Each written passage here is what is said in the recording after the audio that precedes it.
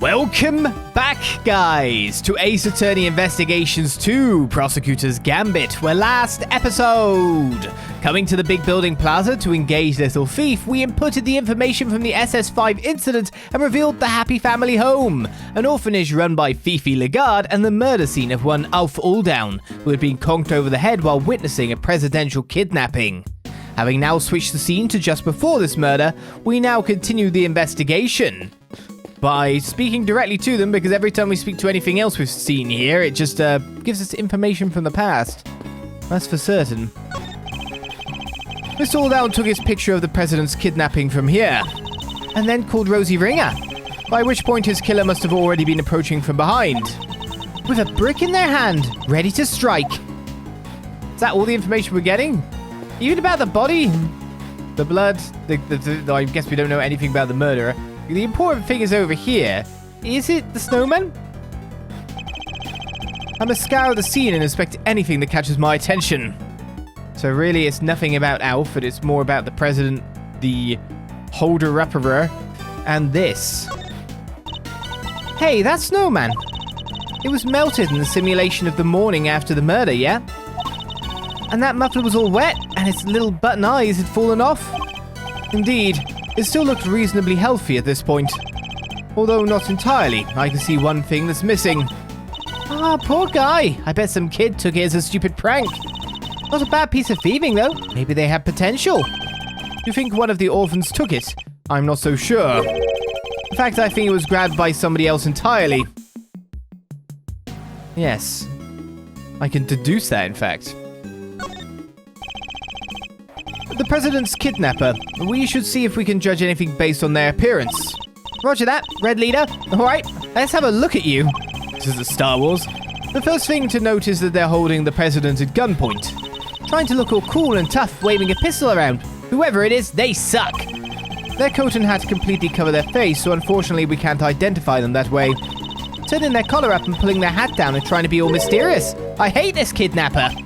And they seem pretty relaxed. I don't think they're particularly nervous.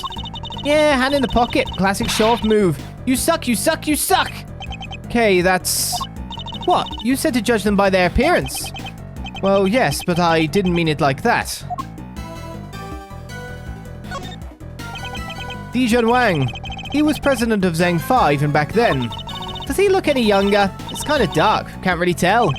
It's a simulation where we don't have the exact things of how someone looks. Indeed, and the situation being what it is, his facial expression is somewhat distorted. I wonder where they took him after this. We don't know that yet, but depending on how our investigation progresses, we may find out soon enough. Alright, so we're supposed to deduce this by the look of things. Could this be related to the evidence somehow?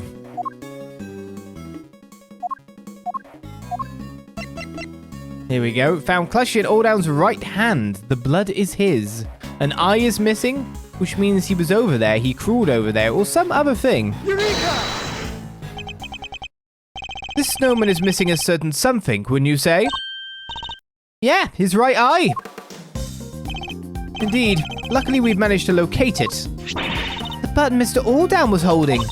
Look at that. It's the same type of button as the other eye and everything. And if we suppose that the button was indeed the snowman's missing eye, that presents something of a contradiction. What does the button contradict? The victim's location, the snowman's location, or the president's location? I think it's the victim's location, personally. Or travel. The victim was clutching the button, and the button was covered with his blood, which means he must have grabbed it after being attacked. Let's run a little hypothetical, shall we? What if after being struck, Mr. Aldown lost his balance and reached out to grab something to steady himself? The snowman wouldn't have supported him, so he would have grasped the button and continued falling. I get it. So you're saying that he was near the snowman when he was attacked? I am, within arm's reach to be precise. And he's currently nowhere near that close. Right, but his footprints only go as far as the planter. He never came back this way. What if they weren't his footprints? Ah, here we go. I think we need to look at all the prints again. Alright, I'll take us back to the scene where Mr. Aldown's body was found.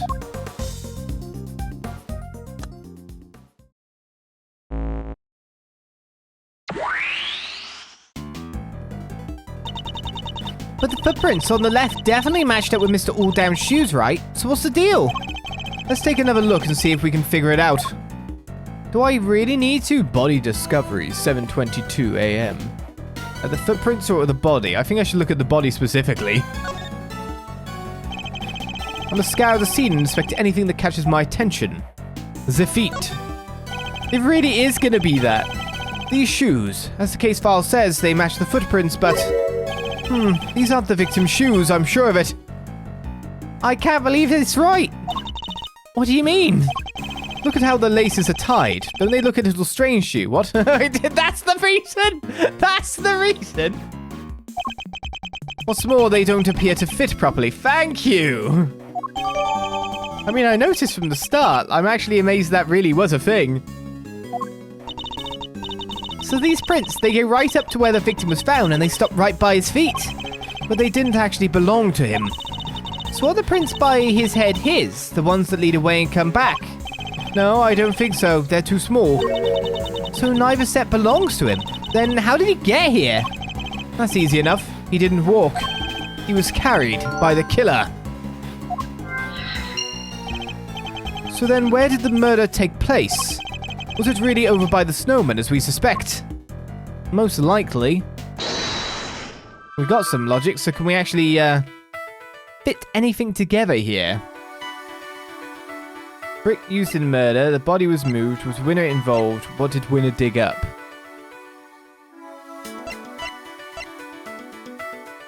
We haven't found a location where the bricks come from yet.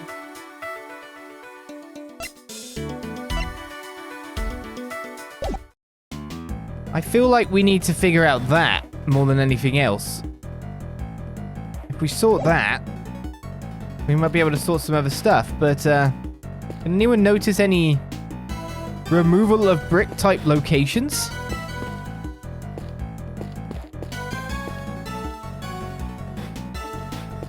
I mean, you'd think there'd be like a lack of snow. Hello? Missing brick?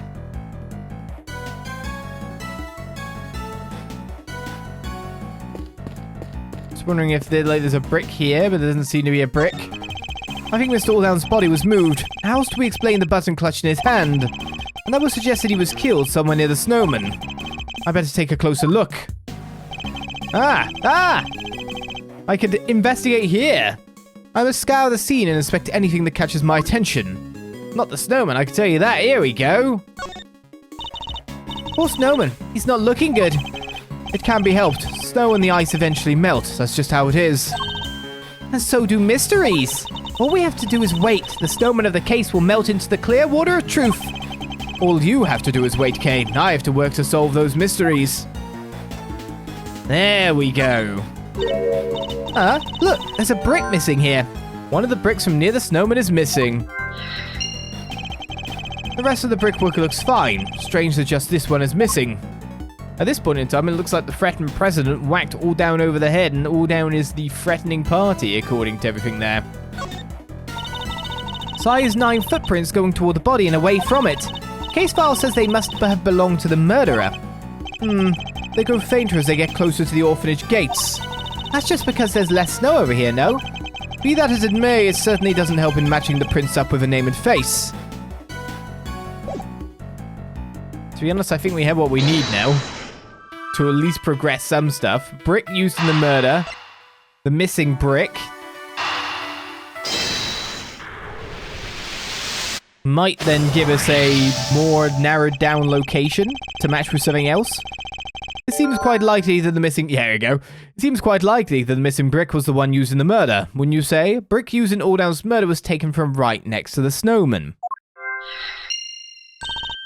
Oh yeah, now that you mention it, they're the exact same shape and size.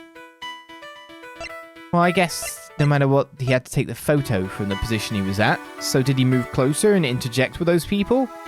Was it that? Or did someone else take the photo and the camera was put on him to, like, move the crime about and implicate other people or implicate a mysterious person as a whole? I think we might have body being moved with a brick from by the snowman, showing that the conking was over there, not near further away. I think we're trying to prove the body was definitively moved. I think we have to conclude that the murder actually happened over by the snowman.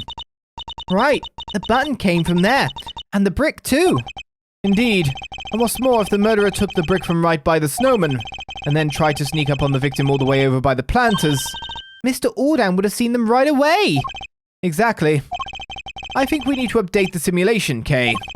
Mr. Aldown wasn't standing by the planters. He was next to the snowman. Gotcha. Alright, here goes.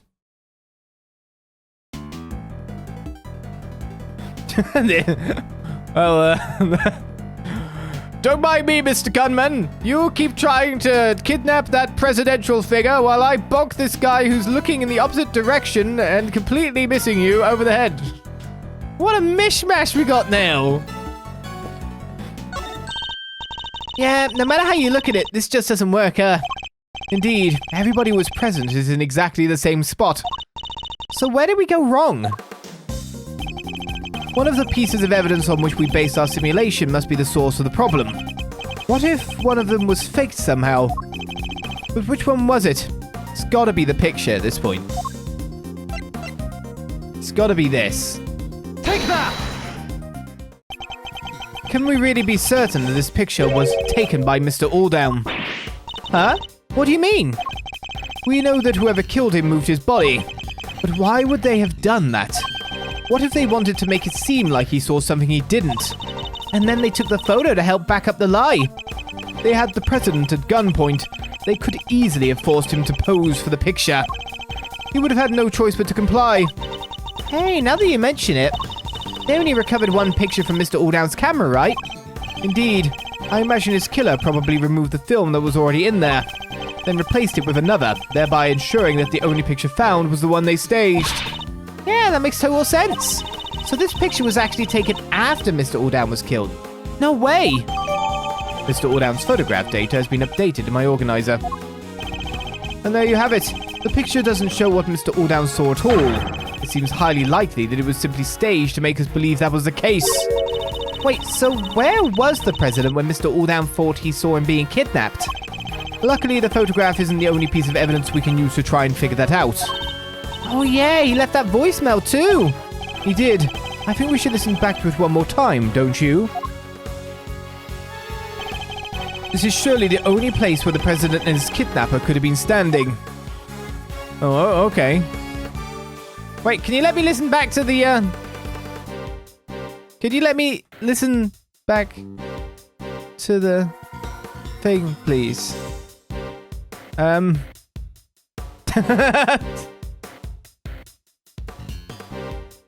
Well, living hell, okay then. What do we do from here? Well, there's got to be an angle from there, the picture. If you took the picture at all. Looks like a bit of a fake scene. You wouldn't be standing out in the open like that. You'd be standing in the darkness, correct? Otherwise, you would be seen. So let's just go with what we're going with now. The person was sneaking and far enough away that they felt that they were out of earshot. So, let's use those things rather than the actual voice call that we can't actually hear.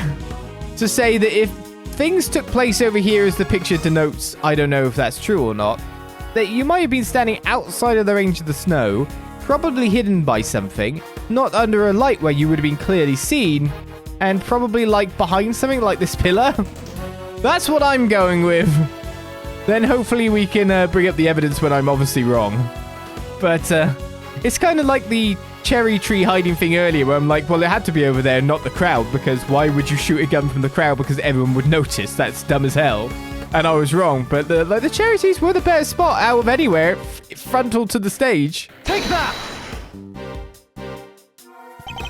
Recall the statement from Mr. Aldown's voicemail. Oh, I'm correct. Damn it. The light's out. No, I couldn't do it. I just thought that he must be hiding there. Two of the lights here in the yard are broken. Yeah, he must have been talking about the one over by the building. All right, could you update the simulation to reflect everything we've learned? Sure. Well, I put my common sense about sneaking into things and got it correct. Who'd have guessed? Wait, you were that side? Oh, I'm so confused now!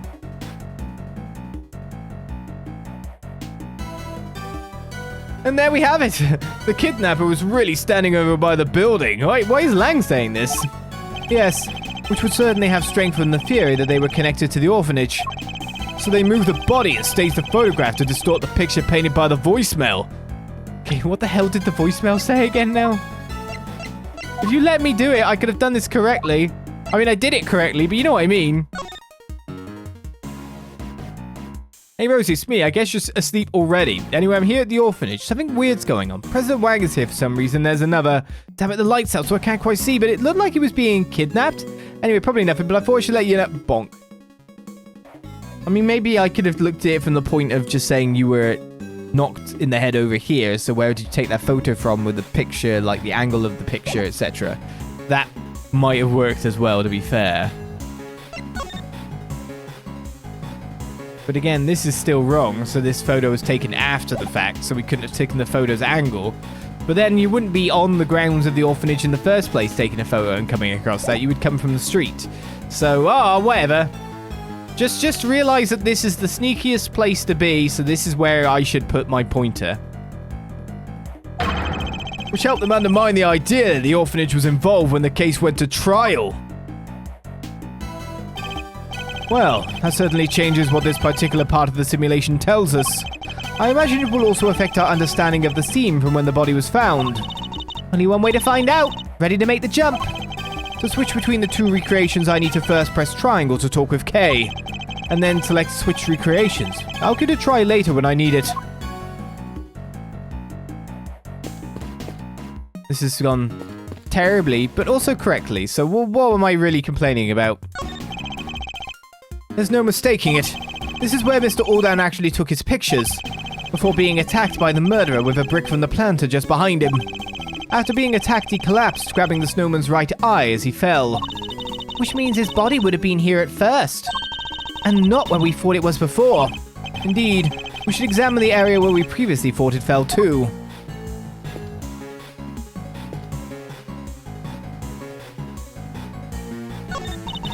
Snowman with one eye missing, and he comes up to about my shoulder. That's a super heavyweight contender right there. Those kids weren't messing around.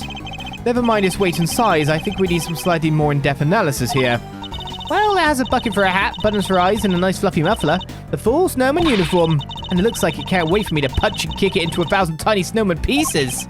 Perhaps if we could keep things a little less subjective, Kay. I didn't realize we were going to get some more dialogue from that. Yeah, now these are completely under question, aren't they? Can we really be sure that these are Mr. Aldown's footprints? Well, they're the same size, a 12, which is pretty big, and the prints match his shoes.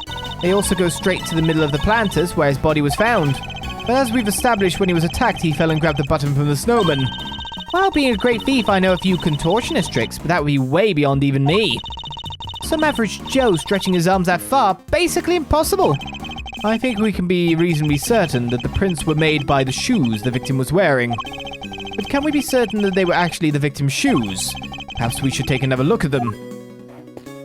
We actually take another look at the shoes again, though? So this is when Mr. Aldown actually saw the president and his kidnapper. Yes. Which pretty clearly suggests a link between the kidnapping and the orphanage. You can see why so much trouble was taken to suggest that it happened elsewhere. Yeah.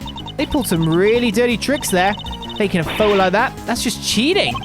Not to mention disposing of Mr. Aldown's camera film and forcing the president to pose at gunpoint. They must have put in some new film and staged the photo immediately afterward. If Chairman Winner was involved, he could have changed or hidden other evidence as well. It certainly doesn't help that the SS5 case file was classified until just recently. Yeah, but he's behind bars now, and the truth is coming out at last. Indeed, although much still remains unclear. We need to look very closely at the differences between this and the previous simulation.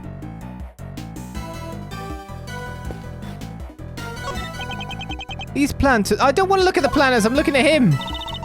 According to the case file, the yards stretched around 3 sides of the orphanage. And there were 3 planters on each side. Yes, planters arranged in a very particular pattern. One we've seen somewhere before. Shame there aren't many flowers, but I guess it was the middle of winter. Yes, but look at that one. It's bright yellow. Weird. How come there's only one? Wait, it looks like somebody dropped it. Okay, we're being told about the line lily again, in absolute excruciating detail. What happens when you click ever so slightly wrong? To be honest, there's unfortunately a lot of stuff here you can click in the residential period of where Zheng Wang is, being the burned area and all. The doorway you have to like butt up against, so that's not too hard. Maybe, to be honest, we can't actually look at you. When I looked at you, that was it. Which means I need to change stuff then?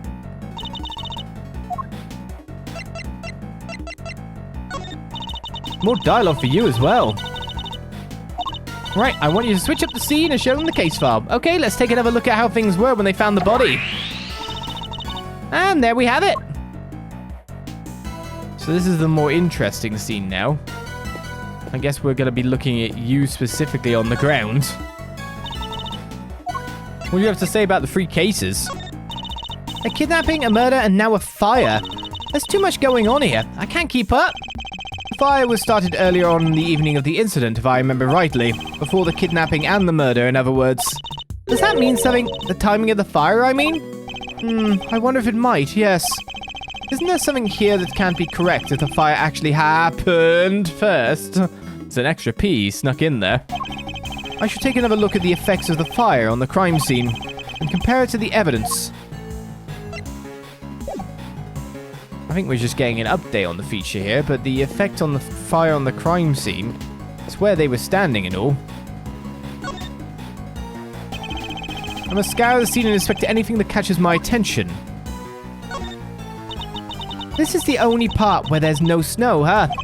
Because of the fire one of the kids set, I imagine the snow here melted as a result. This must be the unluckiest orphanage in the world. First a fire, then a murder. Talk about going from bad to worse, but by the look of it, it messed with the bloodstain.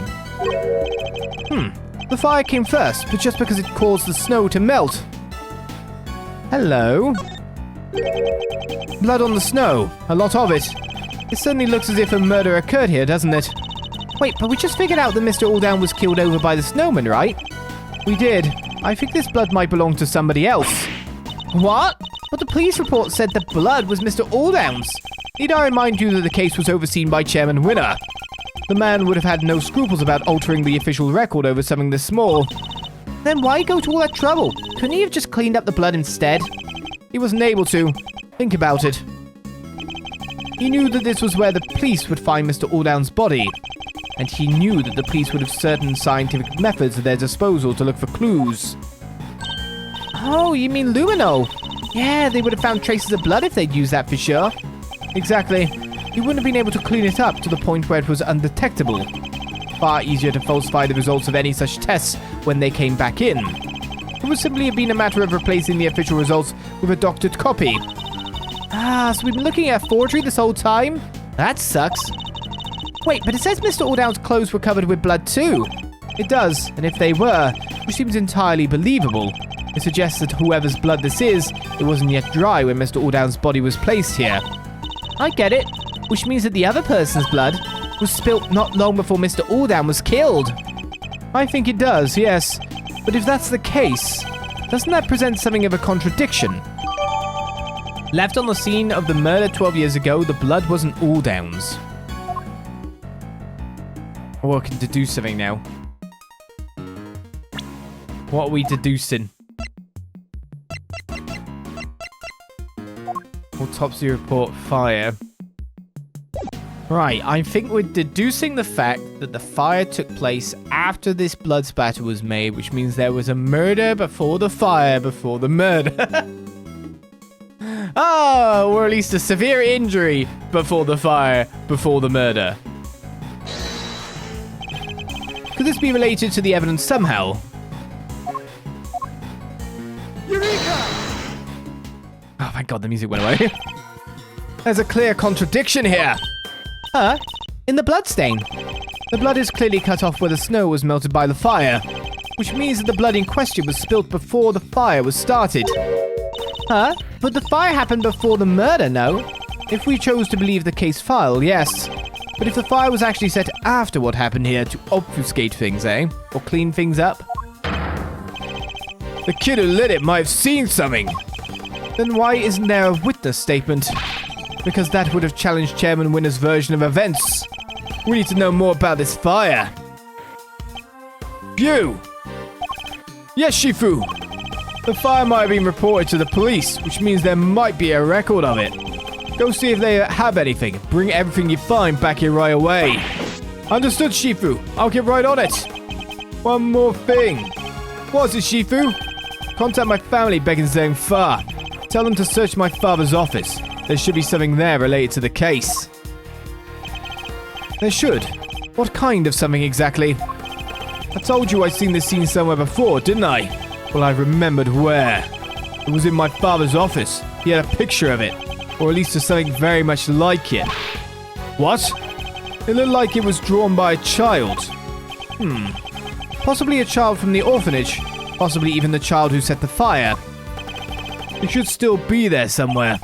Tell them to send it right away. Yes, Shifu. Okay, are we done? Are we not? Are we waiting for something?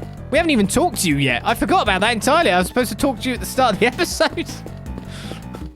Well, we waited till later now. So this is where Mr. Aldown really met his fate. But he was moved in order to make the scene consistent with the staged photograph, over to the spot between the planters. So the footprints, the fact that they go over there and come back. Yes, I think that tells us something important. That they were left by whoever carried him over there. That's all the information we got from you, is it? We haven't talked to you at all. Well, maybe you'll talk now. I don't know if you did talk before. It said we should come back later, but still. Let's talk about your father and the president. President Wang changed after the SS5 incident. I guess he felt his trust had been betrayed. I can understand that. But to cut ties with my family completely, after how close we'd been for all those years, my father was desperate to make amends, to get just one chance to say sorry. But no matter how many times he tried to get an audience with the president, he couldn't. He couldn't even convince them to take a letter to him. One time he came home covered in bruises. Who knows from where? A bodyguard, maybe? Sorry, there's no point in making you sift through old stories that won't change anything anyway. I'll be the judge of that. As warm and fuzzy as ever, I see. Not that I expected any different. Alright, the SS5 incident to go with the music. That case ruined my father, and my family too. The people who failed to keep the president safe. That's all we were after that. He threw himself heart and soul into that investigation. He became obsessed, in other words. Hardly the best state of mind in which to undertake an inquiry. Wow, you really don't pull your punches, huh? Look, just don't go thinking I'm only doing this because of my dad, okay? That investigation was solid. His work was meticulous, and it was accurate. It always was. He interviewed every single one of those kids, and he made sure they told him everything. I wonder if he learned anything of value. That's all we're getting at this point in time? So what haven't I checked out? What haven't I done here? I'm assuming there must be another logical leap to make. The melty snowman can be talked to again. I think Mr. Aldown's body was moved. How else do we explain the button clutch in his hand? And that would suggest that he was killed somewhere near the snowman. I don't believe there's any more to be found here. That's why we can investigate, is it? So, either we're presenting something to you, we're investigating something else here, we're talking to someone else, or we're doing some logic. What did Winner dig up, and was Winner involved? Is that ready to be linked? I guess we've just not done this when it was like full on probably the easiest link here. Why have I not done this?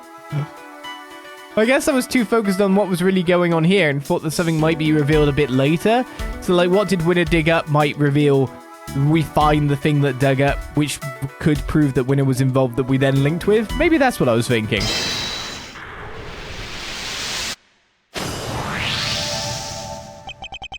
If Chairman Winner was involved in President Wang's abduction, then it seems likely that whatever he dug up yesterday has something to do with the kidnapping. Oh, I get it. You do? You bet I do. We're talking treasure, right? Loot. He must have been digging up the ransom money. The ransom money. $100 million is an awful lot of cash. Burying it would have been a good way to keep it hidden until the heat died down. It certainly seems like a possibility. For 12 years, though. Glad you agree. Right, we got the monster footprints updated. Did Excelsius Winner dig up the ransom money? Is that really it? Oh, investigation complete, guys. We did it. Somehow I did it.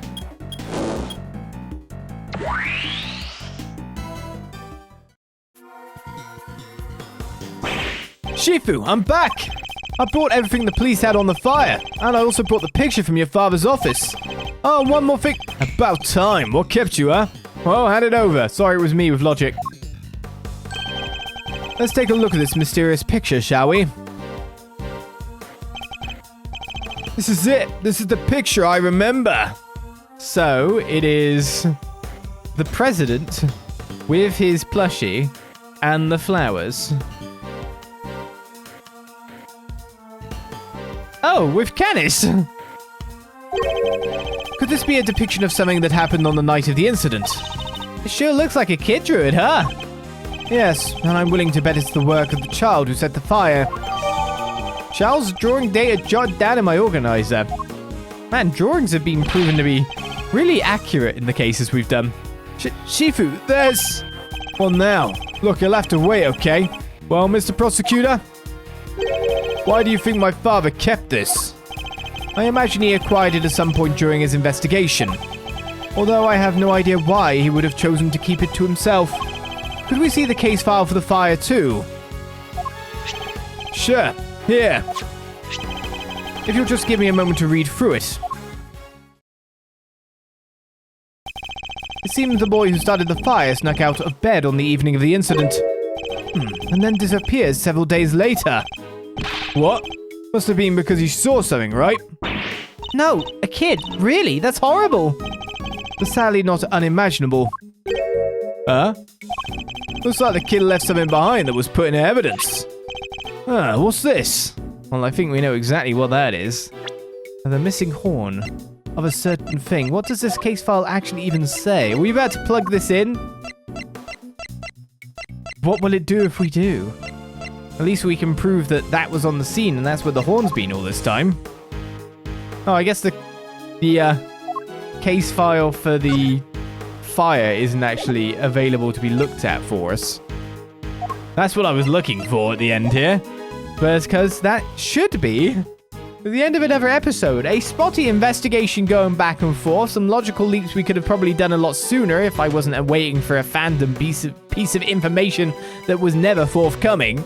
But we managed to investigate the entire thing, got a lot of stuff out of it, moved the bodies around entirely, and maybe have now implicated a certain assassin as being on the scene by a child's drawing in the past. And now with this last bit of info, we check it out.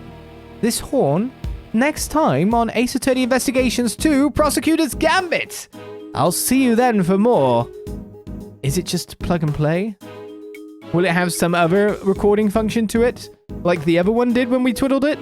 We'll find out next time. And until then, I say, bye-bye.